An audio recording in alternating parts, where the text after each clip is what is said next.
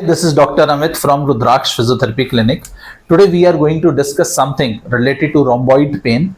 Rhomboid pain जो है वो यहाँ जैसे होता है या थोड़ा सा ऊपर होगा या थोड़ा सा इस रीजन पे होगा। ये जो हमारी विंग बोन है, स्कैपुला बोन है, शोल्डर ब्लेड है, उसके अंदर वाली साइड पे पेशेंट्स को यहाँ पे पेन होता है इस पर्टिकुलर रीजन में। नाउ इसके कई कारण हो सकते हैं और इस जगह पे पेन कई और चीजों से भी हो सकता है। पहले भी हमने इस चैनल पे 2-3 वीडियोस मिड बैक पेन के बनाए हैं जिसमें हमने एक्सप्लेन किया है कि ये इस जगह पे पेन अल्नर न्यूराइटिस का भी हो सकता है, T4 सिंड्रोम का भी हो सकता है, वो भी वीडियो हमने डाला है। और इस जगह पे पेन लैटिसिमस डॉर्साई मसल का भी पेन हो सकता है, पुअर पोस्चर का भी पेन यहाँ पे रेफर हो सकता है। बट जो इन मैम को प्रॉब्लम थी वो थी कि यहां पे प्रॉब्लम पेन की थी। पहले हमने T4 सिंड्रोम को ट्रीट किया, she was not at all okay.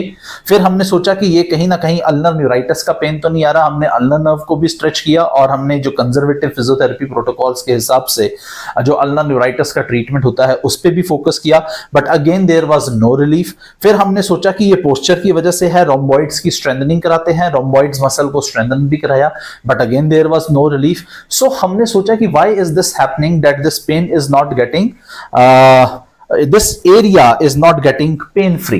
ये पेन क्यों हो रहा है? जैसे ये थोड़ी देर काम करते हैं, थोड़ा भी काम करते हैं, चाहे ऑफिस वर्क है चाहे घर पे कोई काम करते हैं, तो यहाँ पे पेन शुरू हो जाता है and then she gets tired and फिर इनसे वो काम नहीं हो पा रहा है। सो जब हमने इनको इवेल्युएट करना शुरू किया कि एक्चुअल प्रॉब्लम क्या है, हमने सारी मसल्स को टेस्ट किया तो एक बहुत ही मतलब यू कैन से कि आउट ऑफ द बॉक्स हमारे को कुछ चीजें मिली हैं जो कि मैं आपको यहाँ पे दिखाना चाहता हूँ, आपसे डिस्कस करना चाहता हूँ।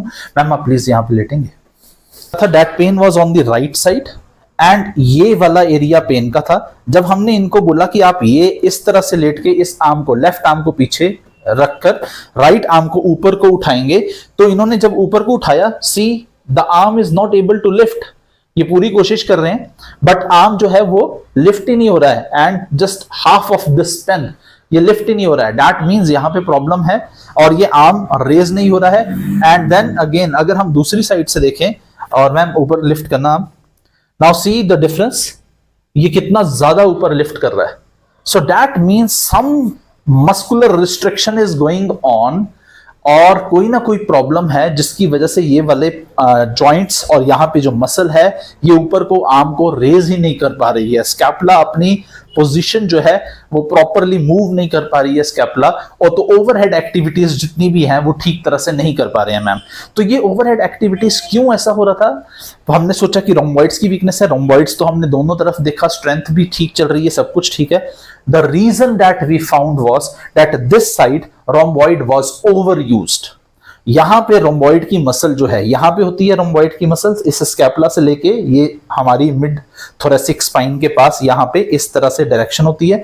ये रोम्बॉइड की मसल बहुत ज्यादा यूज कर चुके हैं जिसकी वजह से ये प्रॉब्लम आ रही है और यहाँ पे रोम्बॉइड्स में स्टिफनेस आ गई है और रोम्बॉइड्स ही स्कैपुला को फ्री नहीं होने दे रहे ओवरहेड एक्टिविटी के लिए। तो रोम्बॉइड से over use injury of the rhomboids की वजह से सारे जॉइंट्स में भी स्टिफनेस है एंड जब ओवरहेड एक्टिविटी यूज कर रहे हैं तो रोम्बॉइड्स जो है वो टू एंड फ्रो मूवमेंट होती है। जब भी हम आर्म को इस तरह से ऊपर उठाते हैं या ऐसे ऊपर उठाते हैं तो हमारी ये जो स्कैपुला है ये ऐसे टू एंड फ्रो मूव करती है, बट ये रोम्बॉइड जो है इस स्कैपुला को रिस्ट्रिक्ट कर रही है इसकी टू एंड फ्रो मूवमेंट करने से।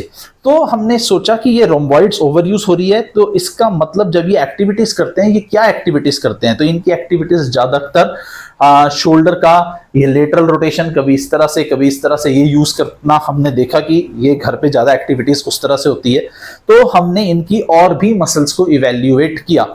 जब हमने मसल्स को इवेल्युएट करना शुरू किया, everything was okay, but her infraspinatus muscle over this side was weak rather than on the left side। infraspinatus muscle का फंक्शन है ये lateral rotation of the shoulder। जब हमने इनकी ये वाला टेस्ट किया infraspinatus का राइट साइड का, तो हमारे को एक और चौंकाने वाला रिजल्ट मिला जो कि मैं आपको दिखाना चाहता हूं। मैम एक बार आप उठेंगे।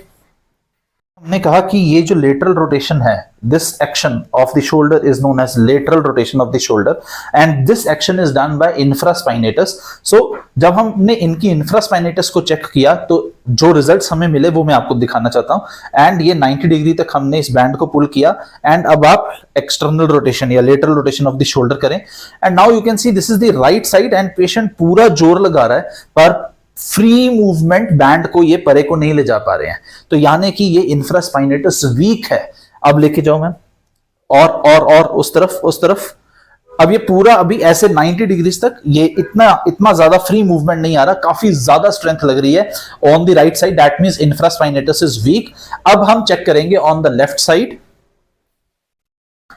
अब जब हम लेफ्ट साइड को चेक कर रहे हैं 90 डिग्रीज पे and see the movement is very free, इस साइड की लेफ्ट साइड की infraspinatus is very you can say it is maintaining its strength but the right side infraspinatus is weak, जिसकी वजह से अब राइट साइड की infraspinatus week होने की वजह से यहां पे she is using her rhomboids more and more, तो rhomboids को ज्यादा यूज कर रहे हैं।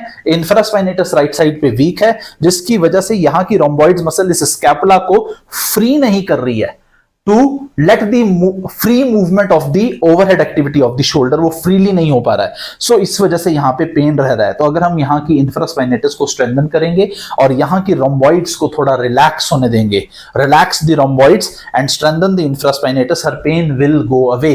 अब ये हमें अचीव कैसे करना है ये मैं आपको डेमोन्स्ट्रेट करने जा रहा हूं कि हमने दो एक्सरसाइजेस कैसे करनी। फर्स्ट हमने क्या करना है कि हम इसको यहां से 90 डिग्री तक हम बैंड को पुल करेंगे ताकि काफी ज्यादा एक्सटर्नल रोटेटर्स काम करें। यहां पे ऐसे किया and then external rotation of the shoulder and 1 or 2 second का pause and then come back, again do this second time, again do this third time, do this for 10 to 15 repetitions, repeat it for 3 times in a day। Definitely infraspinatus strong हो जाएगी, रोम्बॉइड्स जो over use हो रही थी वो नहीं होंगी, वो रिलैक्स हो जाएंगी, जिसकी वजह से शोल्डर का मूवमेंट और वहां उस शोल्डर ब्लेड के पास जो पेन है वो काफी ज्यादा कम हो जाएगा। सेकंड एक्सरसाइज जो बहुत बेस्ट है वो है कि हमने यहां से इस जगह से external rotation of the shoulder करना है और थोड़ा सा ऊपर को लिफ्ट करना है and then come back and then do the internal rotation. फिर दोबारा मैं बता रहा हूं, एल्बो को आपने 90 डिग्री तक बेंड किया एंड इस 90 ये this upper arm and the lower arm should have an angle of 90 degree, तब तक आपने थेराबैंड को पुल कर लेना है and now you have to do the external rotation like this and then push it. हम स्कैपुलर रिट्रैक्शन नहीं चाहते हैं, स्कैपुलर रिट्रैक्शन की बजाय we are using trapezius and rhomboids में हम नहीं चाहते हैं कि कुछ हो, हम सिर्फ इंफ्रास्पाइनेटस मसल की एक्टिविटी चाहते हैं विद ट्रेपीजियस। सो इस एक्सरसाइज को भी आप 10 to 15 टाइम्स यूज कर सकते हैं, रिपीट कर सकते हैं एंड आप do it for some days, definitely this pain will go off. This pain is not classified as something, but we can classify it as rhomboids pain because the pain is over the rhomboid region and this was happening due to weak external rotator or infraspinatus of the shoulder. So you can do this exercise and lift a little bit like this. उससे काफी ज्यादा trapezius पे भी load आएगा and you can say infraspinatus पे भी load आएगा और स्कैपुला की जो रोम्बॉइड रिस्ट्रिक्शन कर रही है वो काफी ज्यादा फ्री हो जाएगी and you will be free from that rhomboid pain. Thank you so much.